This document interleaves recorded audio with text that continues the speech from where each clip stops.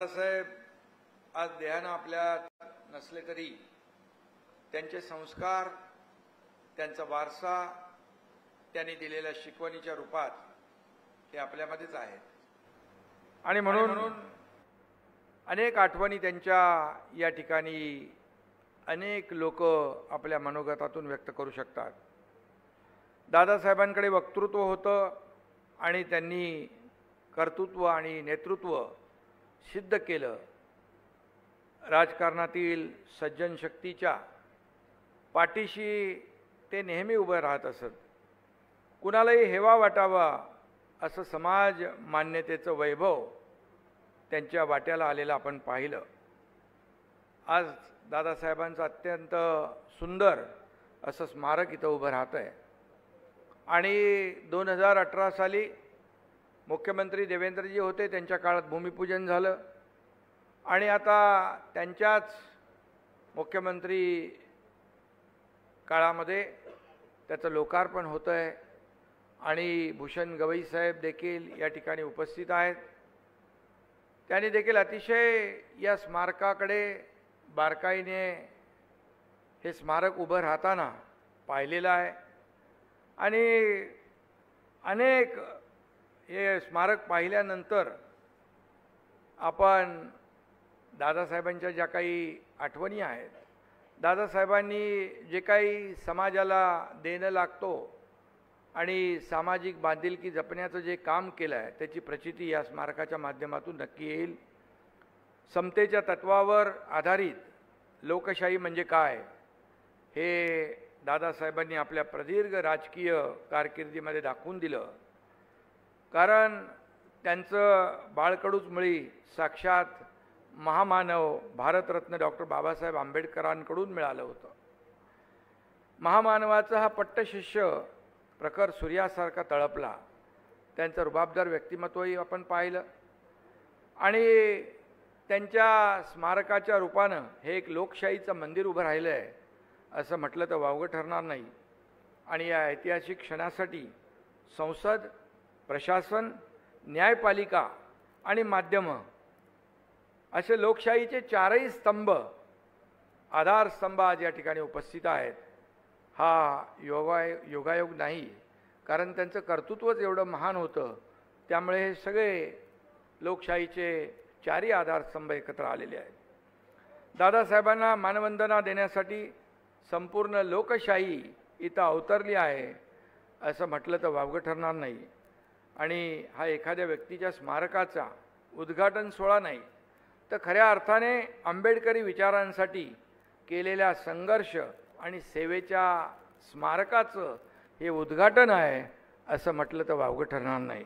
आणि म्हणून इवलेसे रोप लावेले द्वारी, तयाचा वेलू गेला गगनावरी असं ज्ञानेश्वर माऊलींनी म्हटलंय।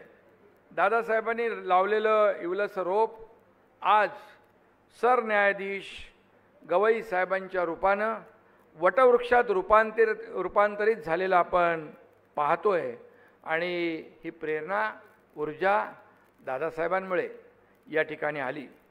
आणि या ठिकाणी आपण गवई साहेबांकडे जर पाहिलं तर आम्ही ज्या ज्या कार्यक्रमामध्ये बघतो, गवई साहेब आता सर्वोच्च न्यायालयाचे न्यायाधीश आहेत आणि यामध्ये कधी काळी कोणी कुठं काम केलेलं सोबत किंवा अतिशय म्हणजे मोठ्या माणसांना तर आपण सगळे ओळखतो, परंतु अगदी शिपायापर्यंत ओळखणारे आणि त्यांच्या नावाने हाक मारणारे गवई साहेब माझ्या आयुष्यामध्ये मी पहिलं व्यक्तिमत्व पाहिलं की एवढ्या मोठ्या पदावर जाऊन देखील अतिशय नम्रता, विनयशीलता, शालीनता, खरं म्हणजे ह्या दादासाहेबांचीच ही कृपा आणि प्रेरणा आहे। आणि म्हणून संविधानाचे शिल्पकार डॉक्टर बाबासाहेब आंबेडकरांच्या पट्टशिष्याच्या स्मारकाच्या उद्घाटनाला त्यांचे सुपुत्र गवई साहेब इथं स्वतः उपस्थित आहेत। आज या ठिकाणी मातोश्री देखील उपस्थित आहेत। मातोश्रींची ओळख फक्त दादासाहेबांची पत्नी इतकी मर्यादित नाही, कारण रिपब्लिकन चळवळ मोठी करण्यात त्यांनी गवई साहेबांच्या खांद्याला खांदा लावून काम केलं आणि त्यामुळेच गवईसाहेब समाजाला न्याय देऊ शकले. दादासाहेबांप्रमाणे त्याही अतिशय संवेदनशील आणि लोकांसाठी धावून जाणाऱ्या अशा मातोश्री आहेत. मी त्यांनाही वंदन करतो आणि मनापासून त्यांनाही धन्यवाद देतो. इथे प्रवेश करता एक अंगामध्ये एक प्रकारची येताना प्रत्येकाला ऊर्जा जाणवली, आम्हाला जाणवली. एखाद्या वास्तूत पॉझिटिव्ह वाईब्स किंवा शक्तिशाली लहरी असतात तशा या ठिकाणी प्रत्येकाला जाणवतीलच. या ठिकाणी येणाऱ्या प्रत्येकाला तो अनुभव आल्याशिवाय राहणार नाही याची खात्री मला आहे.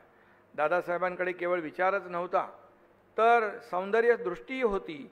ते कायम टापटीपपणे राहायचे, नीटनेटके राहायचे आणि म्हणून या स्मारकाचं सौंदर्य देखील दादासाहेबांच्या दृष्टीलाही साजेसं असंच झालेलं आहे. आणि म्हणून ज्यांनी ज्यांनी याच्यामध्ये काम केलं आहे त्यांचं अभिनंदन केलं पाहिजे. या पुढचे टप्पे देखील होत राहतील आणि तिथून देखील सर्वसामान्य लोकांना प्रेरणा मिळेल. इथं अतिशय सुंदर असं म्युझियम आणि अत्याधुनिक ऑडिटोरियम देखील आम्ही पाहिलं आणि दादासाहेबांचा 15 फुटी ब्रॉन्झचा पूर्णाकृती पुतळा त्याचंही लोकार्पण झालं. ऑडिओ व्हिज्युअल किऑस्क आणि व्हिडिओ वॉल आहेत या ठिकाणी. खरोखरच एखादं स्मारक कसं असावं याचं उत्तम उदाहरण या ठिकाणी आपल्याला पाहायला मिळेल. या ठिकाणी आपल्या सगळ्यांना त्याची अनुभूती आल्याशिवाय राहणार नाही.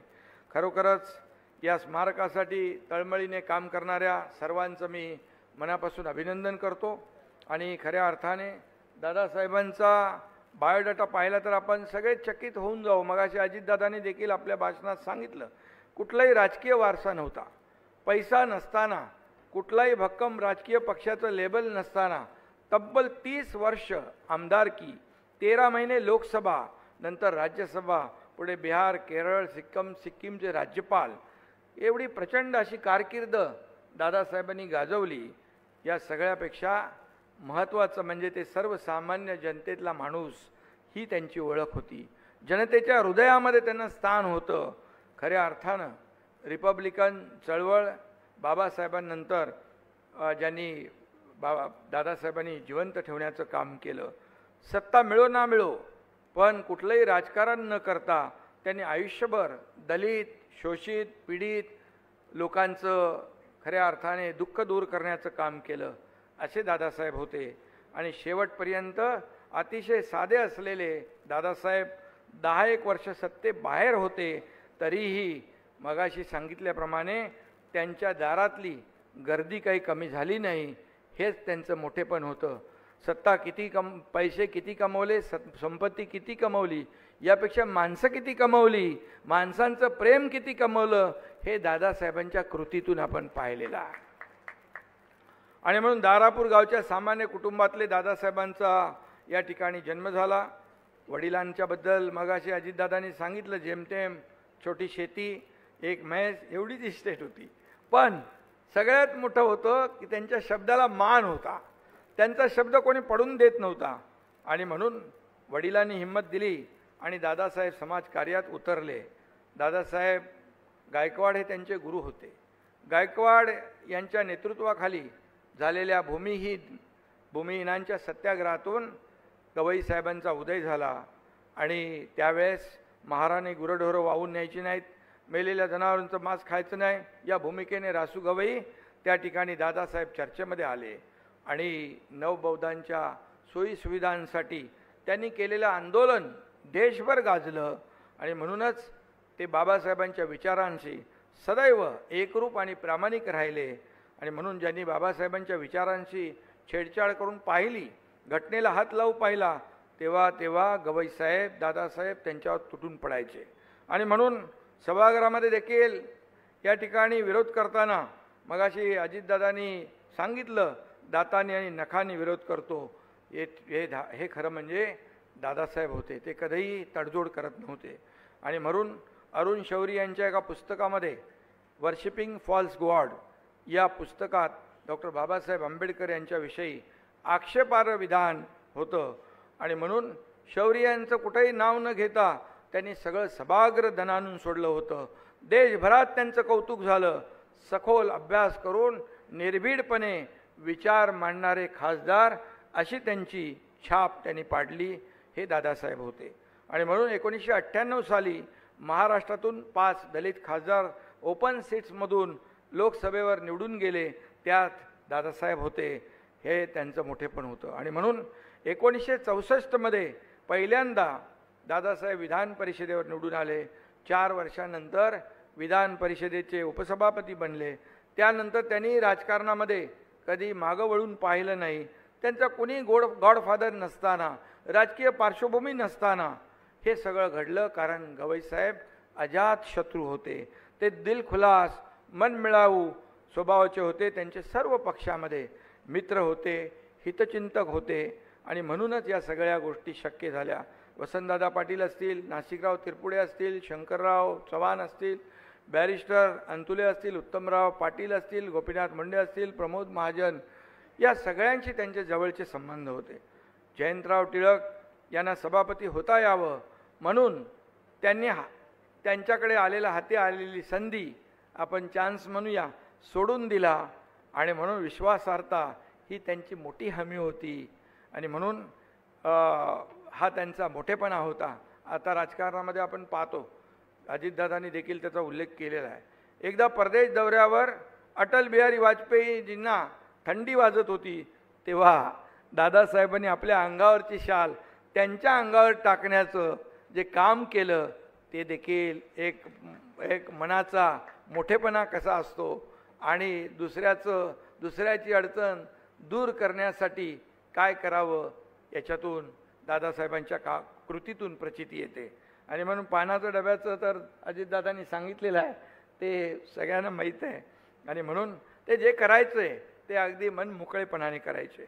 आणि म्हणून तेव्हा त्यांना जर संधी आली होती मुख्यमंत्री तुम्हाला करतो म्हणून, परंतु ती ऑफर काँग्रेसने दिली, परंतु गवई साहेबांनी ती साफ नाकारली. आणि काँग्रेसमध्ये ती जर स्वीकारली असती तर मला वाटतं ते राष्ट्रपतीपदापर्यंत पोहोचले असते, परंतु त्यांनी आपली नीती, नियम, विचार सोडले नाहीत. आणि म्हणून गवईसाहेब कायम आपल्या मूल्यांशी, आपल्या विचारांशी एकनिष्ठ राहिले. आणि म्हणूनच त्यांचं मोठेपण जे आहे आपण पाहतोय. जागतिक बौद्धांचे पवित्र स्थळ म्हणून आज दीक्षाभूमीला मान्यता आहे. गायकवाड साहेबांनंतर दादासाहेबांकडे या समितीचं नेतृत्व आलं. राज्य सरकारकडून पैसा आणून त्यांनी स्मारकाच्या कामाला गती दिली. आणि नागपूरला येणारा कुठलाही माणूस दीक्षाभूमीला गेल्याशिवाय राहत नाही. सर्व धर्म समभावाचं एवढं मोठं स्मारक जगात कुठेही पाहायला मिळणार नाही. आणि म्हणून आपल्या आयुष्यातलं सर्वात मोठं काम दादासाहेबांनी या ठिकाणी केलं. आणि त्याला देखील सगळ्यांनीच मानवंदना दिली पाहिजे. बिहारचे राज्यपाल म्हणून तिकडे गेले, तिकडे देखील जिथं जिथं गेले तिथं काही ना काही केलं. जैन आणि बौद्ध धर्माच्या तीर्थस्थळांच्या विकासाचं काम त्यांनी केलं. शिक्षणातून प्रगती होऊ शकते हा बाबासाहेबांचा मंत्र लक्षात ठेवून त्यांनी बिहारमधल्या शिक्षण व्यवस्थेत अतिशय आमूलाग्र बदल केले. आणि त्यामुळे तिथलं वातावरण बदललं, तिथली शिस्त आली. आणि जिथं जिथं गेले तिथं त्या सर्वांना आपलंसं करण्याचं काम दादासाहेबांनी केलेलं आहे. आणि म्हणून हेच त्यांचं मोठेपण आहे. आज महायुतीचं आमचं सरकार दुसऱ्यांदा सत्तेवर आलं आहे. बघाशी अजितदादा म्हणाले की ते थोडासा काळ होता, त्याचा उल्लेख काही मी करत नाही. त्यावेळेस मी नव्हतो तुमच्यासोबत, आपण तिघं एकत्र आहे. त्यामुळे खरं म्हणजे या महायुतीचं सरकार वंचित, गोरगरीब आणि मागास घटकांच्या विकासाला आम्ही प्राधान्य देतो आहे. मी जेव्हा मुख्यमंत्री होतो आम्ही टीम म्हणून काम केलं. देवेंद्रजी आता आहेत, आम्ही टीम म्हणून काम करतो आहे. आणि ज्यांनी समाजासाठी केलं आहे, योगदान दिलं आहे, सर्वसामान्य माणसाच्या आयुष्यात बदल घडवण्याचं काम केलं आहे, अशा सर्वांचं या ठिकाणी विस्मरण होणार नाही असे या प्रसंगी सांगू इच्छितो. खऱ्या अर्थाने सामाजिक न्यायाच्या अनेक योजना आम्ही 3 वर्षामध्ये सुरू केल्या, त्या पुढे सुरू आहेत. सत्ता क्षणभंगूर असते पण सेवा कायमस्वरूपी असते, हा दादासाहेबांनी दिलेला विचार देखील आमच्या प्रत्येकाच्या मनामध्ये घट्ट रुजलेला आहे. आज इथे उद्घाटन झालेल्या स्मारकाचा जो पाया आहे तो दगड विटांनी सिमेंटने बांधलेला नाही, तर मानवतेच्या मजबूत विचारांनी या पायाची जडणघडण झालेली आहे. आणि म्हणूनच संविधानावर श्रद्धा ठेवून समाजाचं हित सांभाळणं ही आपल्या प्रत्येकाची जबाबदारी आहे. तीच दादासाहेबांना खरी श्रद्धांजली ठरेल. दादासाहेबांच्या पुण्यस्मृतींना मी पुन्हा एकदा वंदन करतो, विनम्र अभिवादन करतो. धन्यवाद. जय हिंद, जय महाराष्ट्र. ज्येष्ठ संसदपटू ते सामाजिक चळवळीचे अध्वर्यू आदरणीय दादासाहेब यासोबतच